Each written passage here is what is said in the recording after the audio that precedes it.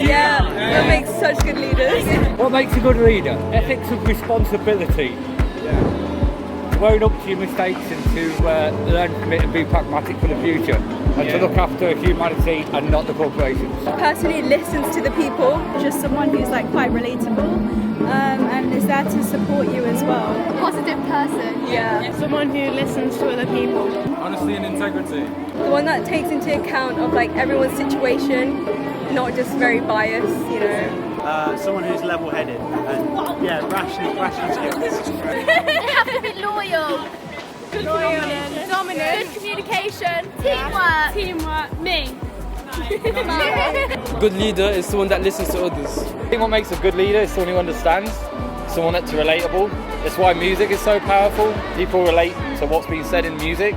So if you can get the same sort of passion for a leader, then I think that's really, really good for any good leader. Unifying people together. It's like strong-willed, because as soon as anyone gets into power, which is shown throughout history, if anyone gets in such high levels of power, it goes to their head and they make decisions that they wouldn't usually make.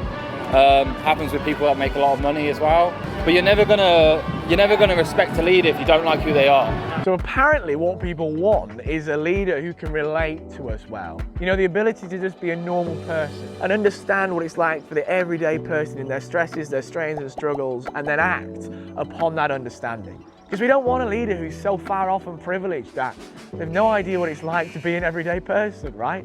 And so they don't have a clue the havoc they're wreaking in people's lives when they're leading them. No, we need someone who is relatable, who's been through the rubbish as well, and then can understand us and act towards us appropriately from that. Skill and competency are important, but it didn't come to people's minds straight away. First of all, it was relatability and relationship. But at the same time, I also need a leader who can help me in my life, who can impact me, because I need guidance. I need my leader to not be void of ability altogether, because I want to progress and learn in this life. I want to grow. But maybe you're thinking, Jake, this kind of leader doesn't exist. The only kind of leader that exists is one that has been corrupted by power or money somewhere along the line. Perhaps they started off for the people, but then they lost themselves. But look, I can think of one where that never happened, and it's Jesus. I know we all write him off so easily, but everything that was just said in those clips by those people is actually found in Jesus. He is this great leader, and he's God, which kind of puts him in that leadership position. But the Bible says this: though he was God, he did not think of equality with God as something to cling to. Instead, he gave up his divine privileges. He took the humble position of a slave and was born as a human being. Pause for a minute here, right? Okay, maybe you don't believe in God right now, right this minute, but this is the kind of God the Bible puts forward. Jesus, a man who is in our history, he's a fact. And this is the kind of leader he is. Though he was God, he didn't lord above everyone else, and smite people down. He didn't live in privilege. In fact, he was born into poverty. He worked as a carpenter for nearly 30 years. He had to flee for his life at times. So he understands what it's like to live the ordinary life. He understands what it's like to be exhausted from work, to be stressed out, to be busy. He understands what it's like to be fearful, to be lonely. He even understands what it's like to go without food. He has been in the dirt like the rest of humanity. In fact, he's been in much worse dirt than the majority of humanity. And whilst he was in the dirt, he listened and he cared. He didn't suck up to the elite, and he didn't, try and amass a huge following. In fact, the huge following he often had left him because of the friends he would gather, because he would go and spend time with and care for the poor and the marginalized, and not just the poor and the marginalized, but the bad people in society, the sinners they called them in those days. The people who stayed away from the street, Jesus would go and care for them and be friends with them and love them and lead them. He didn't come for the perfect, he came for the ordinary, messed up people.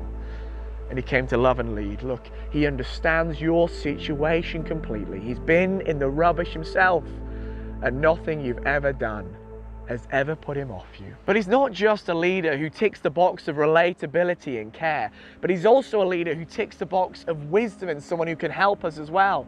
Because Jesus is so wise. We've been living off his teachings that was said millennia ago. And in fact, you can make a case that our entire human rights has been built from Jesus' teachings. The things he said over 2,000 years ago have stood the test of time. There is no greater leader who can help you in your life and give you wisdom to walk forward. He's the leader we all want. He's the leader which was described by all those people at the beginning. Yet so many of us run from him or laugh at him. Why? Look, maybe you just didn't think he existed, or maybe you didn't understand what he was about. Look into him more. Don't write him off. He could be that leader you've always been looking for. And he is someone who can truly understand you and can truly help you. If you want to know more about what's been talked about in this video, you can check us out, who we are, on our brand new website. The link is in the description below. Or you can learn more by watching another video. Here's 2 more that I'd recommend.